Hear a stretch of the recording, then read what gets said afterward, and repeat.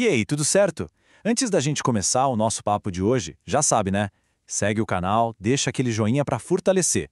Hoje o nosso tema é um daqueles que parecem um verdadeiro quebra-cabeça do direito, a lei penal no espaço. Quando e onde a lei de um país realmente se aplica? Parece complicado, mas prometo que a gente vai desvendar isso juntos. Para a gente começar a pensar, se liga nessa situação. Um crime acontece numa embaixada, ou então num navio, lá no meio do oceano. E aí, a lei de qual país é que vale? Pois é, a resposta não é nada óbvia. E para entender essas situações, a gente precisa começar pelo básico, pela regra principal. Então, para a gente poder entender as exceções, que é onde a coisa fica mais interessante, primeiro a gente precisa ter bem claro qual é a regra geral. E essa regra de ouro tem nome, é o princípio da territorialidade. A ideia aqui é bem direta, bem simples mesmo. Se um crime acontece dentro do território brasileiro, a lei que se aplica é a brasileira. Ponto. É o nosso chão, são as nossas regras. Só que o Brasil não aplica essa regra de forma absoluta, sabe? A nossa abordagem é o que o pessoal do direito chama de territorialidade temperada. Pensa nisso como uma regra principal, sim, mas com uma certa flexibilidade, com algumas exceções bem importantes. Isso ajuda muito na cooperação entre os países e a manter a harmonia, a boa vizinhança. E é aqui que o conceito começa a se expandir de um jeito bem interessante. Porque, afinal, o que é o território nacional? Não é só a terra firme onde a gente pisa. O nosso território vai além. Ele inclui uma faixa de mar de 12 milhas náuticas, todo o espaço aéreo que está em cima da terra e desse mar.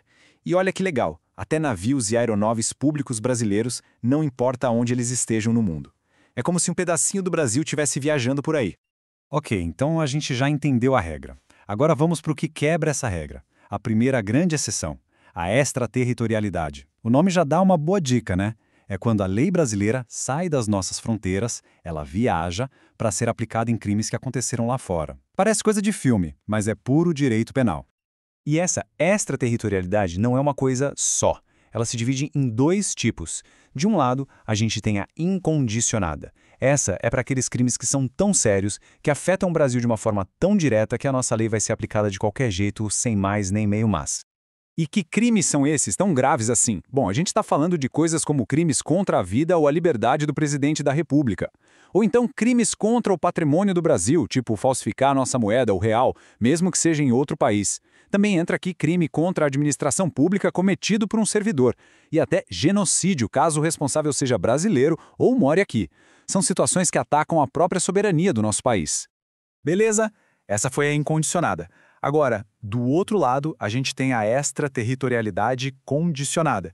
E como o próprio nome já diz, aqui as coisas dependem de algumas condições. A situação fica um pouquinho mais complexa. Para a lei brasileira valer nesses casos, não basta o crime ter acontecido. Existe um verdadeiro checklist com 5 condições, e todas, sem exceção, precisam ser cumpridas. Primeiro, a pessoa que cometeu o crime tem que entrar no Brasil. Segundo, o que ela fez tem que ser crime também lá no país onde aconteceu.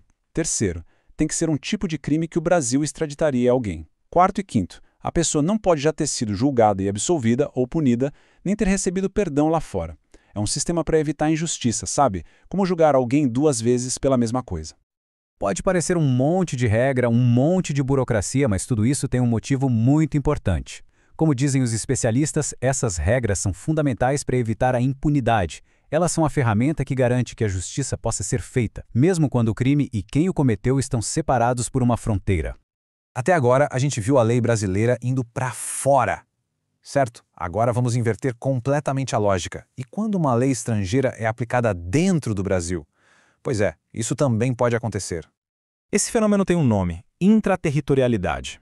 É basicamente o oposto do que a gente estava vendo. É uma situação mais rara, claro, mas super relevante.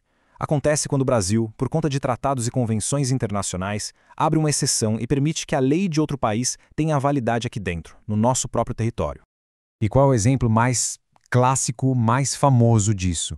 Com certeza é a imunidade diplomática. E aqui, atenção, porque existe uma diferença crucial.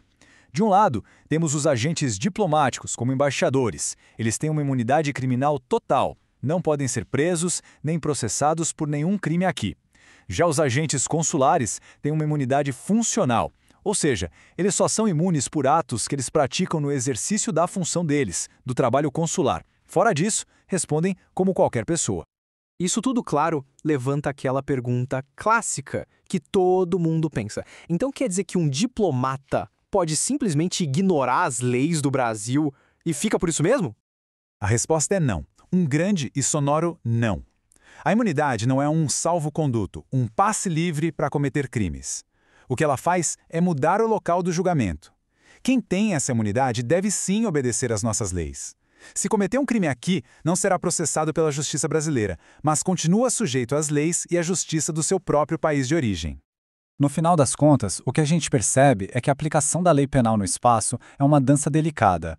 É um equilíbrio constante entre o direito de uma nação de aplicar suas próprias regras, sua soberania e a necessidade de cooperação internacional para que a justiça funcione além das fronteiras.